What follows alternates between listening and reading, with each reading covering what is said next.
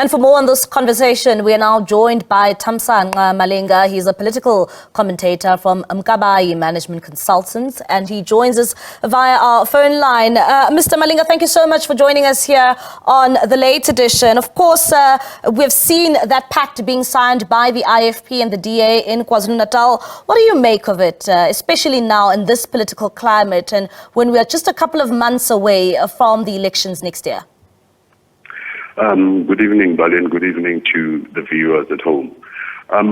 This is a move by the DA to actually gain a new territory where it wants to break new ground, before the other parties actually forage into the new areas.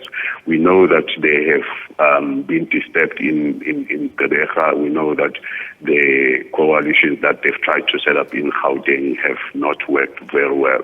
So they are actually looking for areas where they can actually break new ground and gain a new territory. And also for the IFP, this actually means that they are looking for new partners, to actually bolster their reawakening efforts, and to make sure that they get a partner that will make sure that they keep the ANC and the NFP at bay. So this is what actually it means for both parties. And we've heard from the IFP saying that this means nothing for 2024. But, one would actually say that this seems as if there's some sort of relationship here going into 2024. It says a lot, especially under the political climate we find ourselves in, where we may see ourselves in 2024 in a coalition government. Yeah, that is one thing that is quite glaring out of this. The IFP says this means nothing for 2024, whilst the DA says, we are looking at this with 2024 in mind.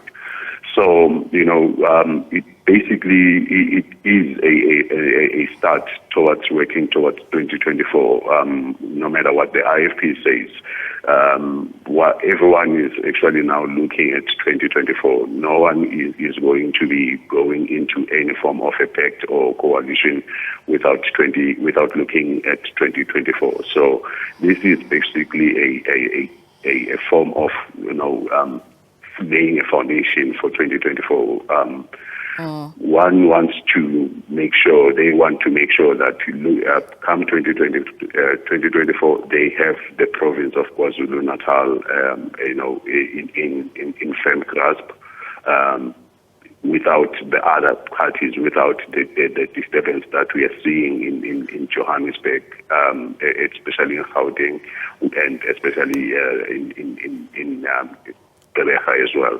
So that is at provincial level. So they want to make sure that they solidify that without the other parties coming into the coalition pact.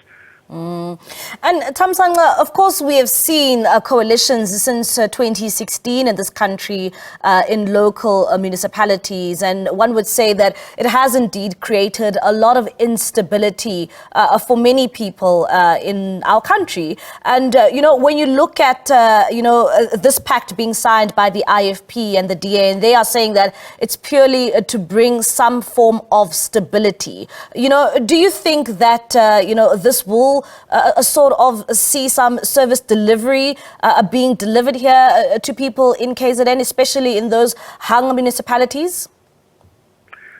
Well, service delivery, that is far-fetched.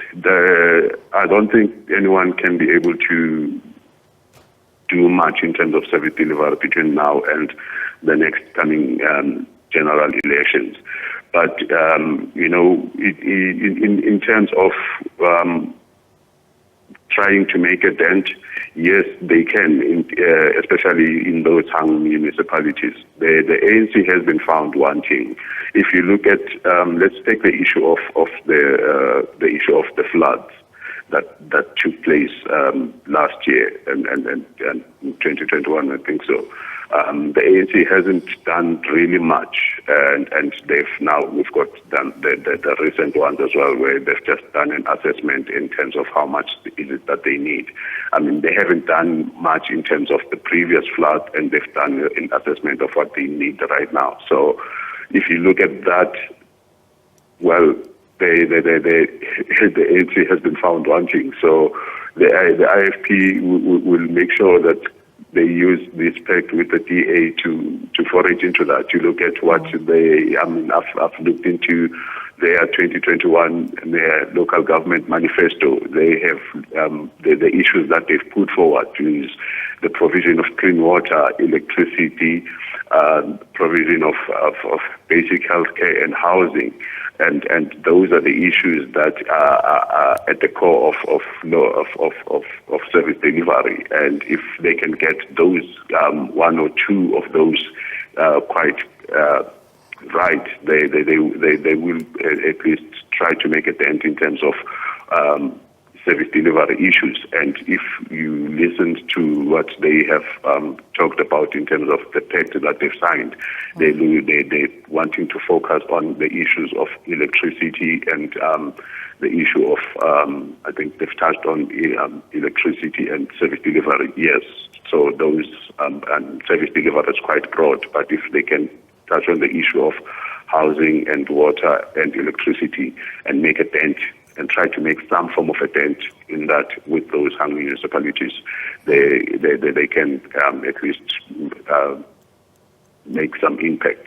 And Thamsanqa, we have seen that the DA has asked various other opposition parties to attend its convention in Boksburg next month, and of course saying that the likes of the ANC and the EFF are those parties who are not welcome into that pact because they want to remove the ANC from power and they don't want to see an ANC and EFF alliance. But what does this pact say, this one particularly that has been signed in KZN, especially for other political parties who have been invited to that bigger conference next month? And where does it place these other political parties?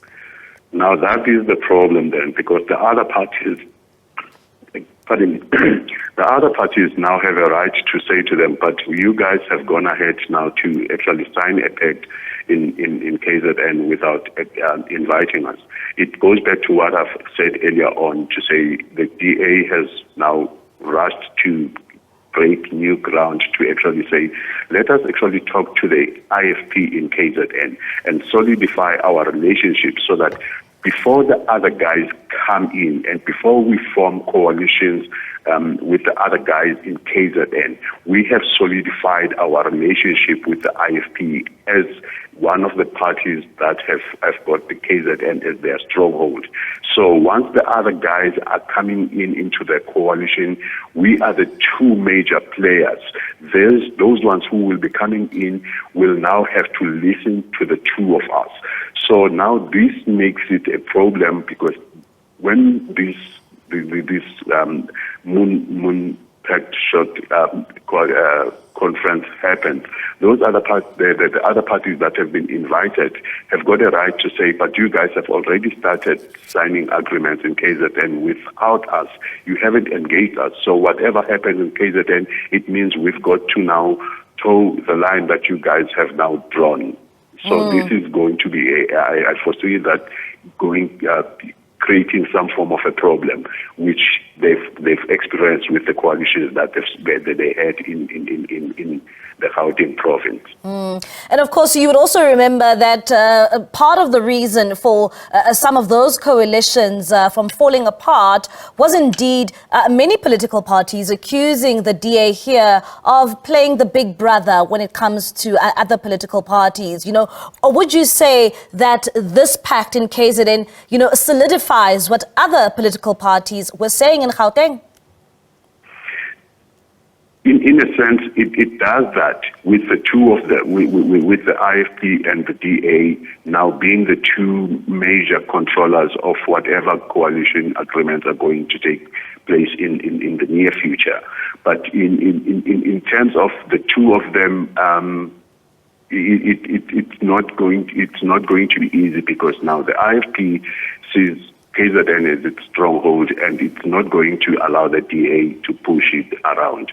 So, and the DA as well knows that very well. So it's a bit tricky when it comes to the two of them.